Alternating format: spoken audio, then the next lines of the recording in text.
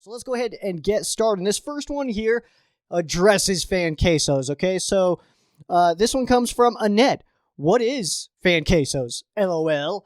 The reason that I'm even letting this question be answered here is because obviously it's just fan questions. It's nothing crazy, but I feel like every once in a while I just need to re-up the story of fan quesos and the name and why this is all happening. So basically, to give you guys the basic sum up, is we were just doing fan question segment. By the way, if you guys hear these loud bangs that are happening right now, I have no idea if they're coming through the mic or not. Super loud bangs. I live super close to Fort Carson. Sounds like they're practicing blowing stuff up. So that's what that is, if you guys are curious. Either way, fan quesos started as just fan questions, but I had one of my most hardcore fans who actually followed me when I was a writer, just writing about the then St. Louis Rams.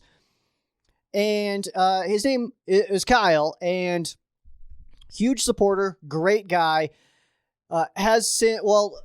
He basically, what happened was he would always ask me, what is this player's favorite cheese? What is Aaron Donald's favorite cheese? And it'd be like a brick of cheese, just because that's what he is. He's just, whatever.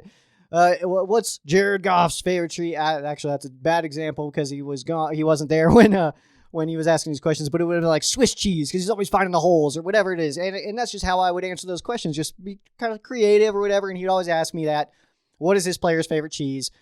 And Kyle has since passed away, but like I said, he was one of my biggest supporters. So in a weird way, that's the only way that I could really think to honor him in some possible way was to name a segment after him. Because like I said, he was one of my biggest supporters, always had my back, and awesome Rams fan, great guy. In fact, if you go back and listen to the 1 year anniversary of Rams Showcase, it is available. I still keep it published. The very first person that pops in on that is Kyle. So you guys can hear why he likes the Rams. Next question here is going to come from Neil. Do you think the Rams are going to draft a speedster receiver, and at what round? I do, but by the way, I do fully believe that this is where the Rams address the wide receiver position is via the draft. And I fully anticipate that being a 3rd or 4th round pick. I don't think that the Rams go too high on this. I would say probably 4th round would make sense because the Rams don't necessarily need to address the wide receiver position. We've got Robert Woods, Cooper Kupp, Van Jefferson, who are going to handle the bulk of the duties. Could we get somebody in there as a potential deep threat? Then yes, I do think that's absolutely possible. But I do anticipate the Rams addressing wide receiver in the draft. I just don't think that we'd see it in free agency. So yeah, I do think that's about mid-draft is where we'll see that come in. Also, full disclosure here, I don't know how long my camera's going to last. I am terrible at time management, apparently. I forgot to plug it in before work today, so I've been trying my best, and this is where we're at right now. So it may die. That just shows my poor time management skills. This next question here is going to come from Keon. What are your thoughts on potentially bringing back Dante Fowler? I'm guessing that, I know that this question was put in before the Leonard Floyd re-signing, so I don't anticipate that happening at all.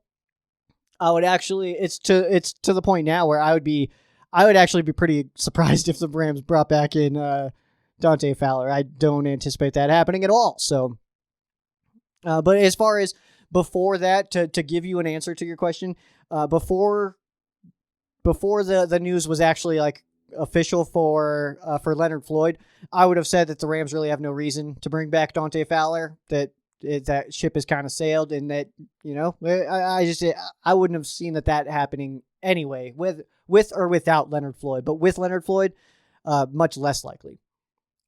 This one's going to come from Gary, and then we'll get into a bunch from Jay, and I think that does it for us after that. So Gary says, okay, now the Brockers is gone, and assuming we stay in a 3-4, who's in on the defensive line with AD? Solid question, Gary. So, really, I mean, as much as I'm not fully anticipating A'Shawn Robinson having that big of an impact, considering how small of an impact he had in the 2020 season, of course, was coming off of an injury. So maybe that kind of changes some things. Maybe A'Shawn Robinson is the new Michael Brockers. A'Shawn Brockinson? I have no idea. That was a weird attempt to combine those two names. But either way, I do think that A'Shawn is a potential candidate for that. Also, keep in mind, there are some other guys on this defensive line that the coaching staff is a fan of. So, Michael Hoke is one of them. I'm trying to remember the names now. There is some guys that have been mentioned by like guys like Les Snead and stuff that the Rams have had good depth on the defensive line for a little while now, and I fully anticipate that one of those guys will be able to come in and produce. But Aaron Donald obviously is going to be the number one guy now with Morgan Fox gone. That kind of changes some things, but Michael Hoke and Ashawn Robinson would be my guesses at this point. But defensive line, I would argue that that's really the only position that maybe we don't fully know the starters right now, and maybe that is a position that the Rams could address possibly in free agency. We'll see what happens. I don't really anticipate it happening. I would say that the Rams are more likely to address any kind of position need via the draft and then just depth in free agency. Robinson, though, probably gets more playing time. Jay starts it off. What up, Sheriff? What's up, Jay? Hope you guys, by the way, if you guys joined me on my live on Monday, I had an absolute great time, and possibly we'll do that more often, so we'll see what happens. Still feeling the loss of Brock, but unless in McVay we trust. They haven't failed us once. They did fail us just the one time. That was the year we didn't make the playoffs in 2019. But that's okay, because 75% of the time under McVay making the playoffs, I'll take that. Let's go ahead and hop into your questions, Jay, before my camera dies. Hopefully we can get through them. I don't want to blow through them, but I do want to not on camera. I don't want you guys not to be able to see my face. You guys need this face in your life, I think. First one here from Jay. Obviously, the Brockers trade was to save on the cap, but do you think that there is a bigger move coming via another trade or signing? I mean, it is Les Snead. Les Make-A-Deal Snead could be cooking something up right now. He might be in the kitchen cooking something up. We don't know. I don't really anticipate a whole lot going on right now. I think that the Rams are in a weird situation of like, okay, we got rid of all the cap. And I don't even know if the Rams were necessarily looking at who to add before knowing how much money they were going to have available. So now that they know how much money they have available, and I don't have those numbers in front of me, I could probably see if I can pop them in here to see if I can pull up some kind of numbers. But as far as another potential big move, I don't know if that's necessarily something that is going to happen. So let me see if Spotrac has us updated here. No, it still has this as negative 14.4 million. So that's not fully updated yet. But either way, there's a lot of new moves coming in.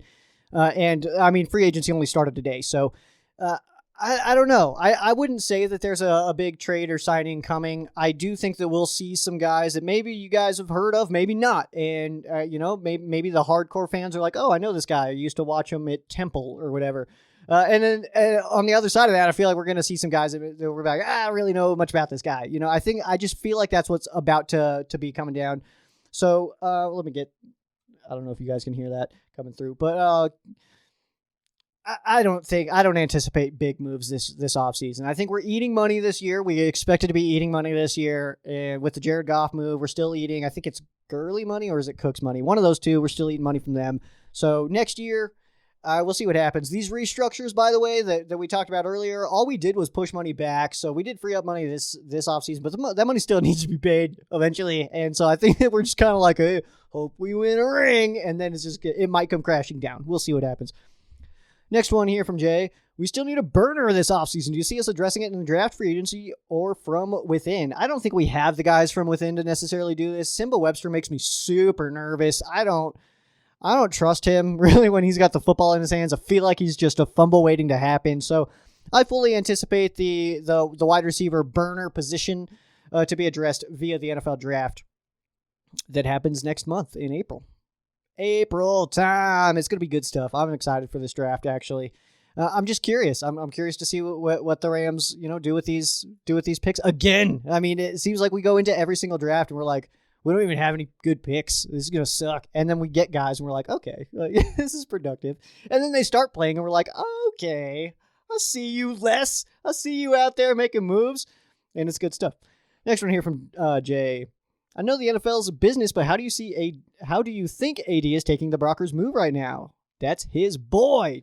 Do you think the Rams brass let him know beforehand? Probably. They probably let him know beforehand. But I also want to let you know, man, that Brockers was offered in a restructure. They went to him to restructure his deal. He said no.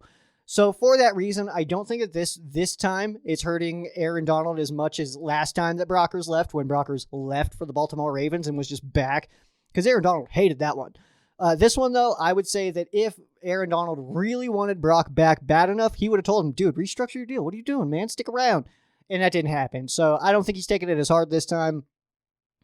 But either way, yeah, they probably talked to him beforehand. They probably were like, hey, man, we know last time you were not happy about this. We want to let you know Brockers isn't sticking around. We tried to restructure him. He wouldn't do it. We have to get under the cap, so we're going to trade him away for a nickel, basically, is what the Rams traded him for. But, yeah, I would say that's probably what happened, but I'm sure they sold it to him in a way of like, we tried to restructure with him. He won't do it. There's just no way we can keep him around under this deal. And AD was probably like, hey, man, or however Aaron Donald talks. That was the worst Aaron Donald impression ever. I don't know why that's my Aaron Donald impression.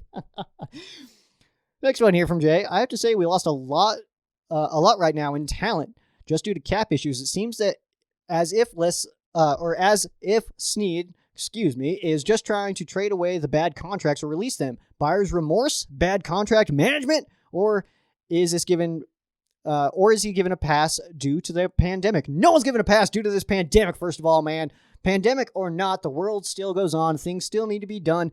Life still needs to be maintained. So, no, nobody gets past just because we're in a pandemic. I know that sometimes situations suck via pandemic. Either way, you got to deal with it and move on. So no passes from the Sheriff Joe Bags front. But is it buyer's remorse? I definitely think Gurley was buyer's remorse, and probably Goff as well. Probably like, all right, we get these deals done early, and then those guys kind of fall off a little bit. It's like the second we paid Todd Gurley, his knee was like, peace, and then it was just done. So it's unfortunate to see that kind of stuff happen, but I think that right now we've learned from those mistakes. We've learned from those contracts. I hope that the Rams front office is learning from those mistakes, because we were paying guys really early and a lot. So we can't do that anymore. I think they know that. And I think that's why a lot of these free agents are not coming back to us, is because the Rams are like, we're not going to overpay you. We're not doing it. And I feel like some of these guys are like, but you overpay everybody. Why can't I get overpaid? And now they're gone. So is it buyer's remorse, bad contract management? I think the Rams have been just trying to make players happy. You have happy players that are stoked to show up, and they probably play better. So I think that's probably what it was. You could maybe pass that on to bad contract management. But, I mean, honestly, man, there's always a way. And that's what I said before, the new league year last week is saying, it's like, there's always a way to get under the cap. There's always a way to do it. There's always a way to push around some money into different things and make it happen. And that's exactly what the LA Rams were able to do. Les Snead was able to make a deal. Snead, I will never not call him that. He was able to make it work. So bad contract management, but that follows up with finagling with the salary cap and being able to work it. So it's possible for everybody. And look at all the teams that have money. They suck, all right? Teams that spend win games. Teams that don't spend are picking top 5. So I'll take it. Number 5, I already miss Brock, man. Not a question, but I feel you, dude. I feel it. But also, I want to let you know, man, that either way, it sucks to lose certain players. I'm very bummed out that Morgan Fox, Josh Reynolds, Jake McQuaid, Michael Brockers, that these guys are not coming back. Big fans of these guys. John Johnson, definitely. Big fans of these guys, but a big fan, I guess. I'm not multiple fans. Either way, players come and go. The Rams are forever. The roster, an NFL roster, is an ever-evolving mechanism that is never complete. There's people coming in, people going out. It's always just shifting. You get a guy hurt. Well, let's get this next guy in, and he better produce like the first guy did, because A, these are like the top athletes in America, and B, because they're just, I mean, that's what you're there for. If you're a backup, your job is to, when that guy goes down or that guy can't play, that you do his job, which is perform. And so, I mean, it sucks to lose certain guys, and especially guys like Brock, who were kind of like part of the come up, you know what I mean? So like they were there in St. Louis where we were terrible. First year back in LA, trash, 4-12. Jared Goff goes 0-7. We started 3-1, felt real good, and then just came crashing down. So 4-12 that year, Goff goes 0-7. We're just doing terrible. We get smoked by teams like the Falcons at home and stuff like that, and it was just not a good time. and he was part of that come up. So for those guys, it's unfortunate to see them leave. But like I said, man, players come and go. The Rams are forever. The name on the weird little nameplate to the side of the chest is way more important to me than the name on the back. I hate to see these guys go, but hey, man, new guys are going to come in, and hopefully those new guys, kick some butt cheeks, and we're good to go. Next one here from Jay. Today, Matthew Stafford is officially the LA Rams' new quarterback. What do you see him bringing to the Rams this year, and do you think he comes out firing, or will there be a lot of palms to faces? I don't think that that's the case. And I've kind of, as time goes on, because I started pretty confident in this move. I started feeling pretty good initially about the Matt Stafford move. Jared Goff, he turns the ball over. That's a problem. Even as a Jared Goff supporter, I've blatantly called that out. It's like, dude, that's a problem, though. Turnovers are insane. He had, 3 interceptions to defensive linemen this year? That can't happen. So Matt Stafford, his best coach may have been Jim Schwartz. So for that reason, I really feel good about this. Okay, he's seen Jim Caldwell, Jim Schwartz, and Matt Patricia as his head coaches. If you don't think that alone improves his value himself, because if you think that Matt Stafford is going to, you're going to take the Matt Stafford and the decisions he's making and the reads he's making and the players that he's throwing to and all this stuff, in all those situations, you're just going to take that and take it into LA. That's wrong. That is not how any of this works. How this works is now you take Matt Stafford, who's got an extremely strong arm. That's what he's known for. He's got experience. He's been in this league since 2009. He was a first-round pick in 2009 by the Detroit Lions. Then you have the time of throwing to Calvin Johnson, where all he had to do was throw it up into quadruple coverage and score touchdowns. To Johnson leaving early and him needing to go through and read defenses. He's tough as hell. He's finishing games with, he's all super banged up and stuff like that. Of course, Goff did the same thing this year, but not to the level that Matt Stafford has done it. And I think that you take all of that, you put him with the best head coach he's ever seen in his career, more weapons than he's ever seen in his career. Of course, Calvin Johnson is better than anybody the Rams have right now, but he's not had this many weapons in his entire career. He's got a better offensive line than he's ever had in his career. He's got a better defense than he's ever had in his career. So to think that he's going to just be that same Matt Stafford, I think is ridiculous. I think it has no basis at all. And I truly think that Matt Stafford, he improves, himself. Matt Stafford as a quarterback, I think he gets better coming to the LA Rams. It's just a better situation.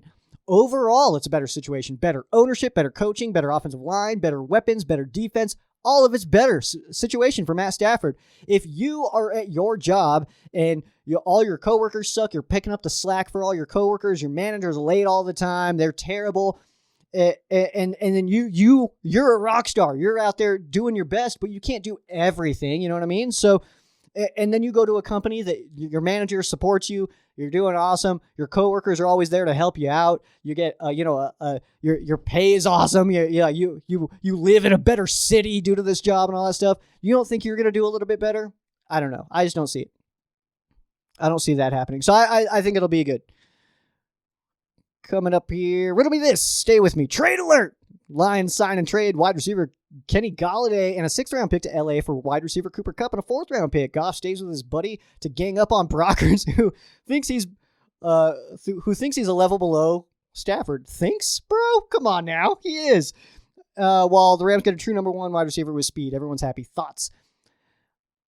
I think that the picks are a little unnecessary in this. I think you could go Golladay for Kupp, and I think that both sides would take it. I really do. But that's it. I think I like it. I think I like it because you would get Stafford with a guy that he likes, and you get Goff with a guy that he likes. I don't hate it, but I do love Cooper Kupp, and I don't want to see him go. Next one here. Still can't believe Brock is gone. Still not a question, but I do feel you. Next one. Rank your top 5 wide receivers in our division with priority on best hands. Hashtag catch everything. I should have read this one before because I'm not prepared. DeAndre Hopkins is way up there. Then I'm going to say Cooper Kupp. He's got great hands. He does have drop problems every once in a while where some of you are like, how did you drop that? And you know what? No, scratch that.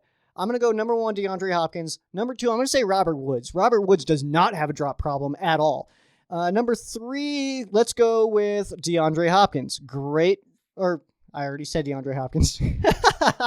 I'm losing my own mind here. So, okay, so Hopkins, Woods, we'll go Metcalf after that.